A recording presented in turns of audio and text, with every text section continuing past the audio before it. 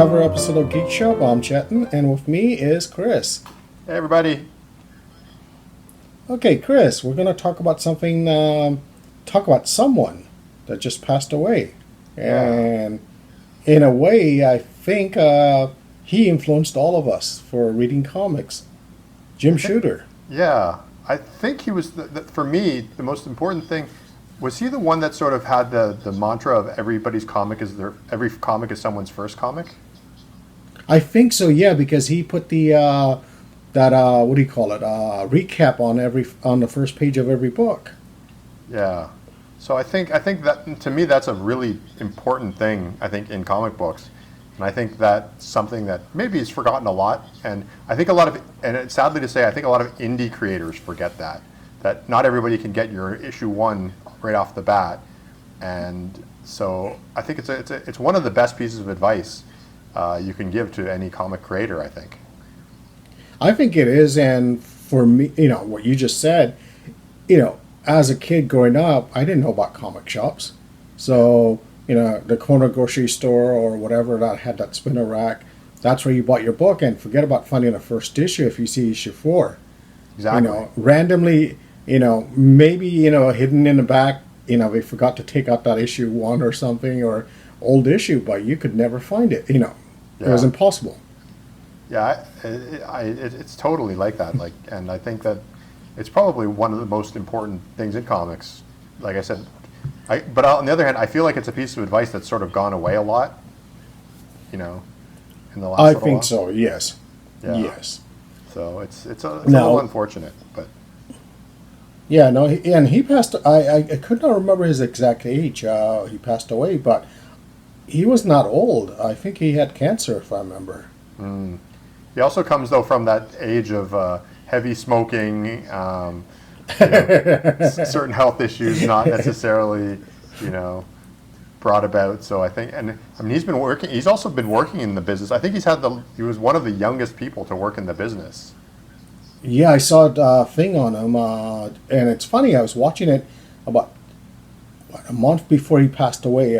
Thing on him, and talk about his career and stuff, and how he was. When he started on, I think it was the DC Legion of Superheroes, and he was a teenager, like early teens. Yeah, he was like 14 or 15, I think, when he started. Something like that, yeah, and writing Legion of Superheroes. Come on. So I wonder, I don't know, I can't remember if he was hired or if he started off just as it was like a sort of after school, co-op program, and he just happened to apply there. No, it was something. I think he wrote in letters page. And letters page and stuff like that. And I'm assuming also, if you live in New York City and you're a big comic fan, I'm sure he must have made visits to Marvel or DC here and there. Yeah, I wonder if he had any kind of portfolio, or if he just sort of was like, I want to write comics, and they were like, this kid's got gumption. Let's give him a shot. But then again, in the '70s with DC Comics, they were going downhill, so they're willing to try anything, It's true. I mean, it's funny because he also has a bit of he had a bit of a sordid past. He definitely, it's impossible to say that he didn't have influence on the business and a positive influence on the business. But on the other hand, he tried some things that sort of didn't go well. Do you remember Plasma Comics? Yes. I think it was. Oh, that was that Valiant, or what was that company? It was an offshoot of Valiant. He did his own sort of thing, and at one point, Plasma. Yeah. At one point, I think he created his he had this idea, because this was when gimmicks were the biggest thing, of creating the most expensive comic book to be sold. The actual issue would be sold at the highest cover price. I remember that. And do you remember that cover price? Oh, I don't remember it, but I think it was $100 or something ridiculous like that. Wow, and this is going back to what, mid-90s, late 90s, and at that time, that was super expensive. Yeah, even now, if you got a floppy, it was a floppy too. It wasn't like it was a book. You're talking, this is one issue of a comic book. But then okay, let me ask you this then. For his thinking on that, do you call him greedy or genius? Because, you know what?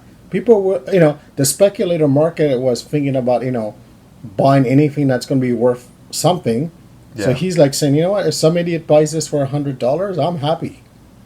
Yeah, I don't think he was greedy. I also don't think he was. I know he was the first editor, but I don't think he actually totally owned the company. So I think he was just looking at the trends and seeing what That's worked. it. Yeah. And I And you almost know what? wonder if he was making fun of it a little bit.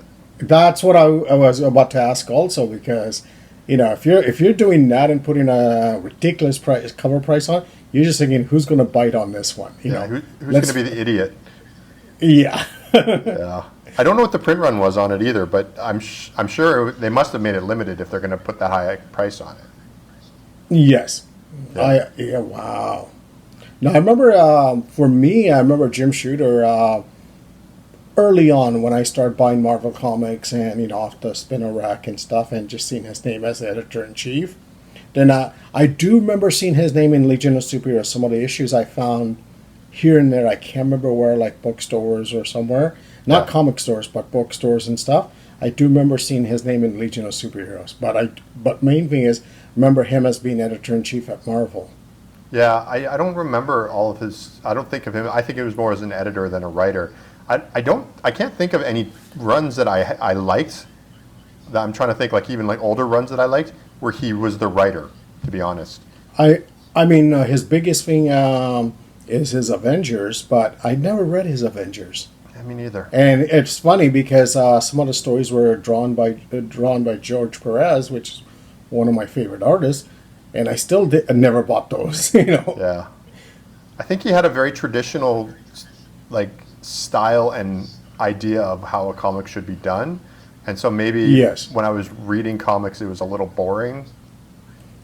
Oh no, wait! I have to. No, I take that back. One of the books I was excited for, and I did buy, and loved it. But mind you, I mean, it's Mike Zeck artwork, so forget about the writer at that time. Secret Wars.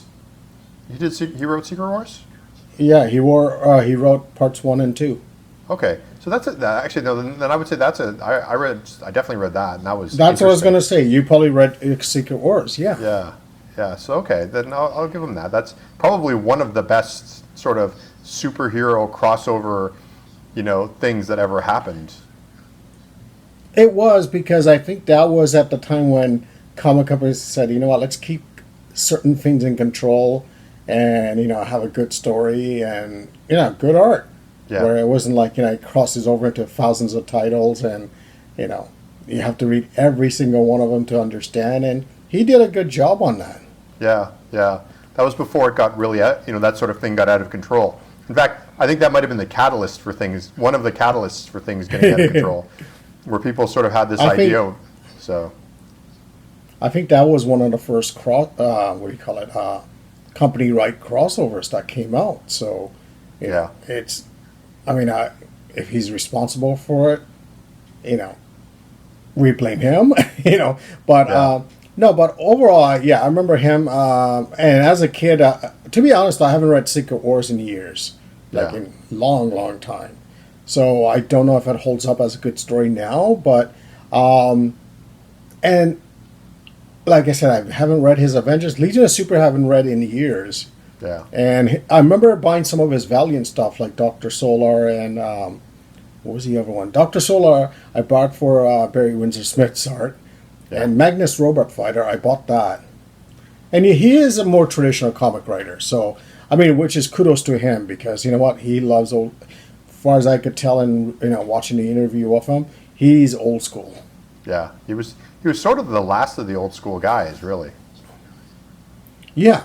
Now So, I know in the documentary I watched on him, they weren't talking more about his history and stuff. They were more talking about why people liked him, why people hated him. Now, I wasn't there. I don't know. I'm just it's a hearsay from every what we're reading and hearing from other people. But he could be whatever. I heard he was a badass editor, or yeah. editor in chief at Marvel. Was he was the editor when the whole sort of '90s thing, like when all those guys jumped ship, right? Like Image. No, I think no. I think he quit before that, because just before the '90s stuff came out, he was doing the Valiant stuff. Really? Yeah, I don't think. No, I don't think Shooter. No, Shooter wasn't the editor at that time. Okay. So, Shooter left before all of that stuff. so before like Todd McFarlane was doing Spider-Man, he left. Yeah, yeah. Okay. Because I was wondering. I wonder if he saw the writing on the walls. Oh, probably. I don't know if. Yeah, probably. And one thing I will say with him is, okay, maybe I know a lot of artists don't like him and writers don't like him and stuff and quit books because of him and all this. But the books I read, a lot of that stuff was, well done, artistically well written. I mean, written and drawn well. Yeah. And one thing is, most of the books came out on time. So, whatever he was doing, if he's ruling with an iron fist, I mean, that's his job because he wants to make sure everything's done on a monthly schedule. So I think one of the things about him being a writer was that he has the experience and like he can actually tell a story.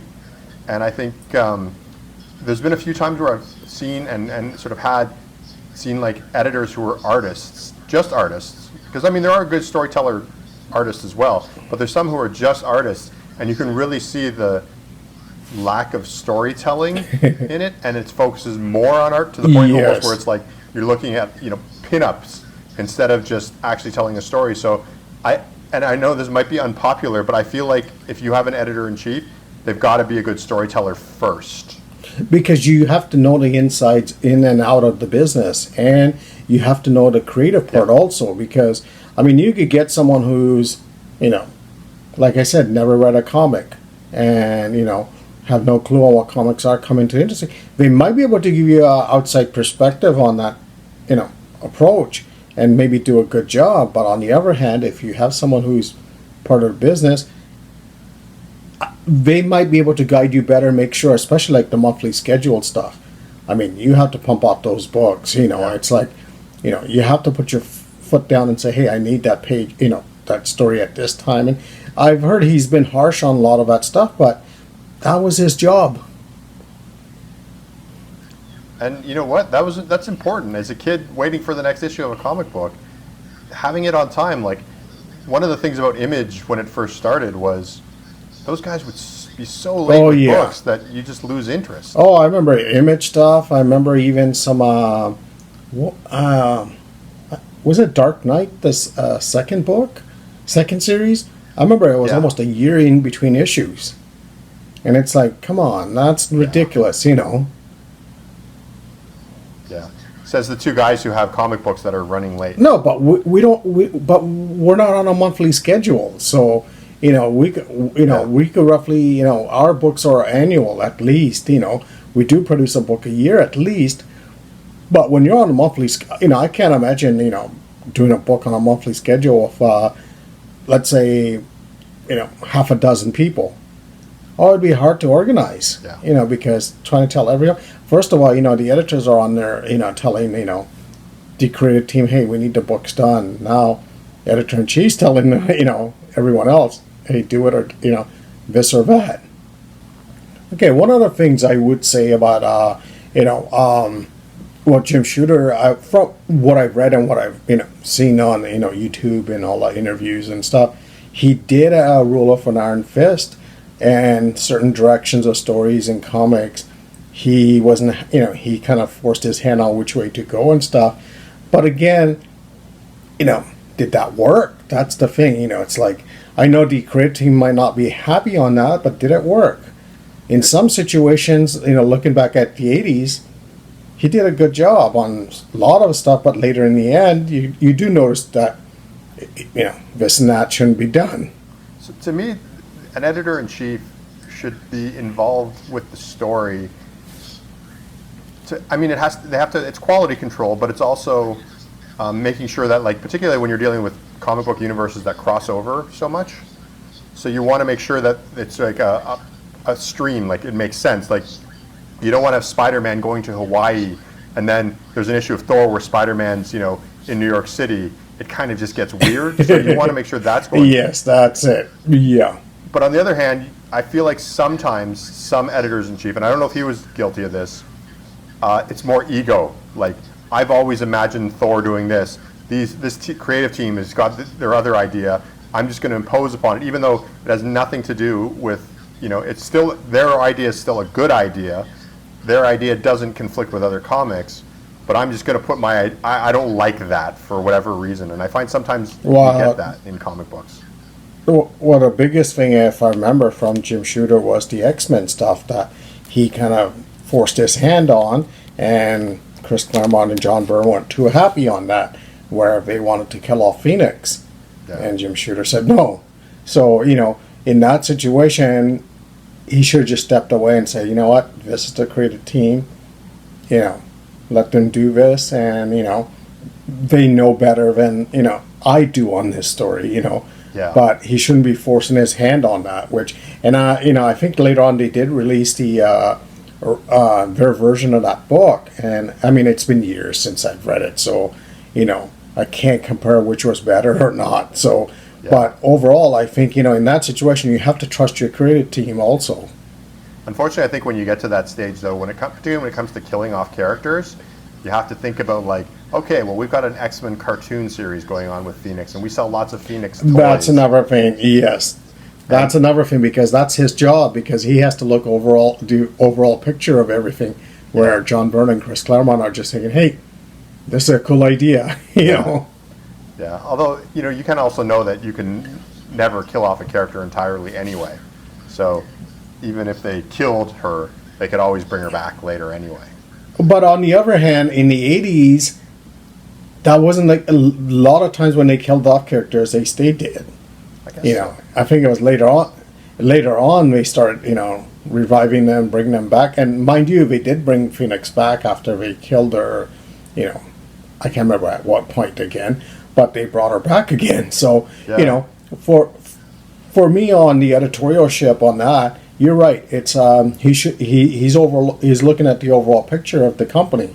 He's not just looking at one book. He's thinking, at that time merchandising was coming out, like toys, cartoons, everything was coming out. Yeah, I think now there's a bit more of a balance. Like people sort of realize that comic books and the universe can be separated a little bit. Like what's going on in the comics doesn't have to be in the movies and doesn't have to be in the TV shows. So you can still sell a Robin toy. Batman and Robin toy, you could still sell a Robin toy, even though Robin might be killed in the comic books, the movies might still have a Robin, and that's acceptable. And one thing I will say is, his job, remember, in the 70s, comics were on decline. Marvel and DC. In the 80s, they boomed. Yeah. So, whatever he did worked. It's just, it worked. And, again, love him or hate him, you have to admit that if you're the editor-in-chief of a comic book company and comic books are booming in general, you're somewhat responsible for that boom. If you're part of one of the big companies, like any editor-in-chief of Marvel or DC, when there's a boom, whether their books are directly involved with it or not, they must be slightly responsible for it. Like they're doing something right, because there's no way you can be one of those major companies and not be affecting the positive nature of comic books at the time. Yes. So now, speaking on the opposite side, now he was also responsible for that New Universe stuff. Yeah. So, and that bombed like crazy, And I remember buying a bunch of their New Universe books, and like Starbrand. Remember Starbrand because John Romita was drawing. I can't remember maybe it was Jim Shooter who wrote that. And it was bad. Yeah. Trust me, it was just bad. Although, and it was a direction he wanted to try. Yeah. I think the one thing you can say about him is he's been in the industry for so long that he's bound to have failures and he's bound to have successes. If you can stay that long. But I think that's what killed him being Marvel, because that just bombed so hard that it was just Marvel had enough of them.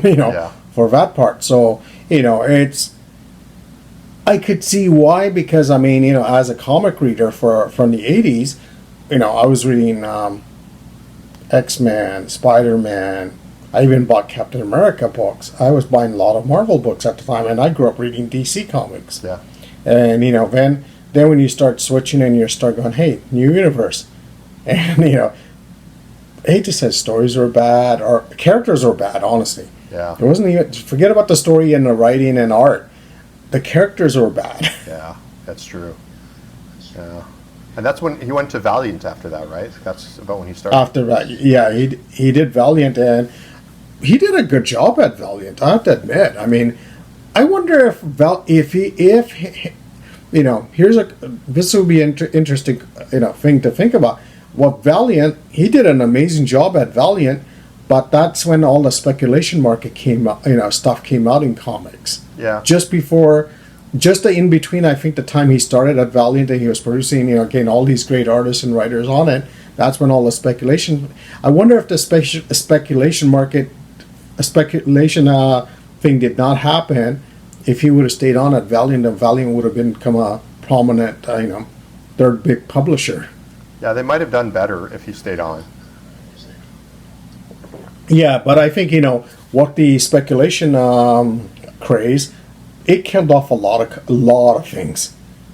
Comic stores, publishers, everything. Yeah, I think also Valiant at first, it was funny because when Image and Valiant came out, Valiant was the one that wasn't really going with the gimmicks, but was instead going with the artists and writers, whereas Image was just going full-on gimmick. And then I think Valiant started to go with gimmicks, and that was a bit of their downfall.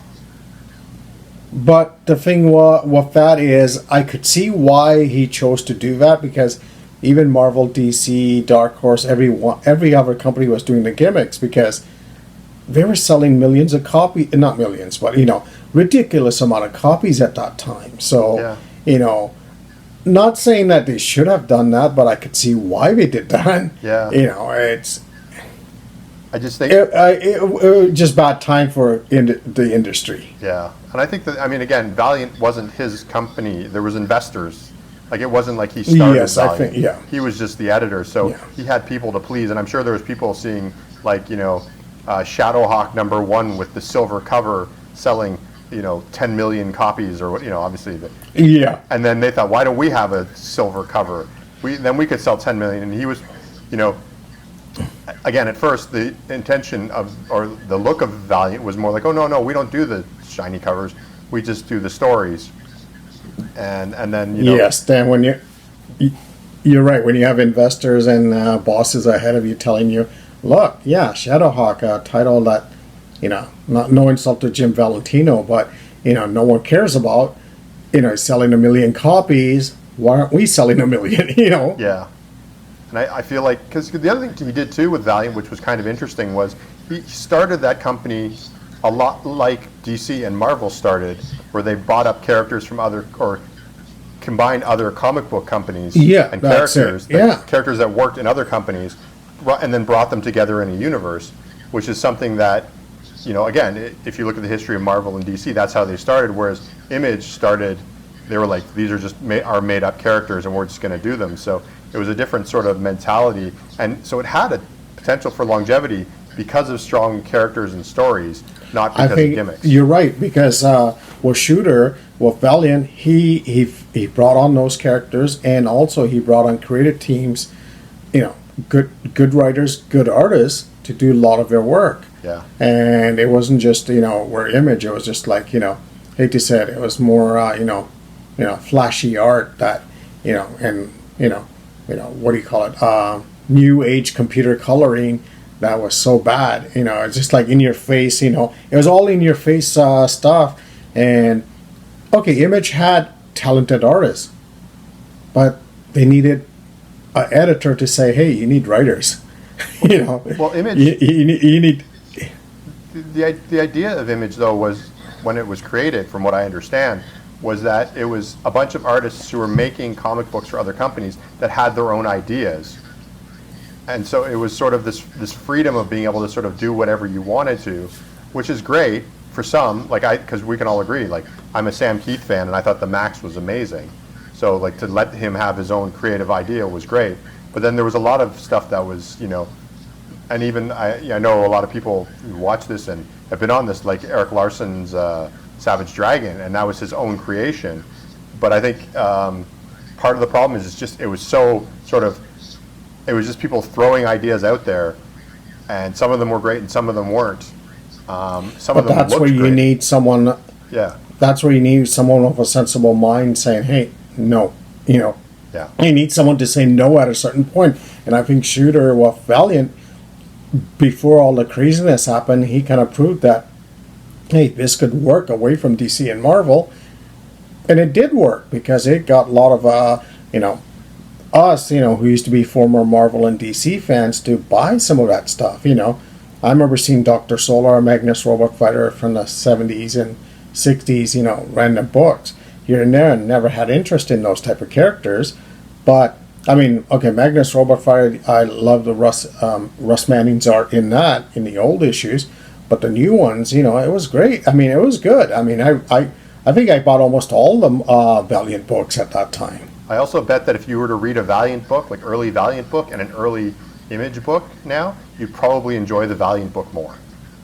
Oh, that's what I was going to say because, again, you have, someone who knows how to put a company, and not a company together, create a team together where Image, it was like, nothing against McFarlane, but, if he had a good writer on Spawn, I think it would have been 10 times better. Yeah, but that was the whole point. That was their experimental point was we don't need to deal with the system. We can do it our own way, which was good.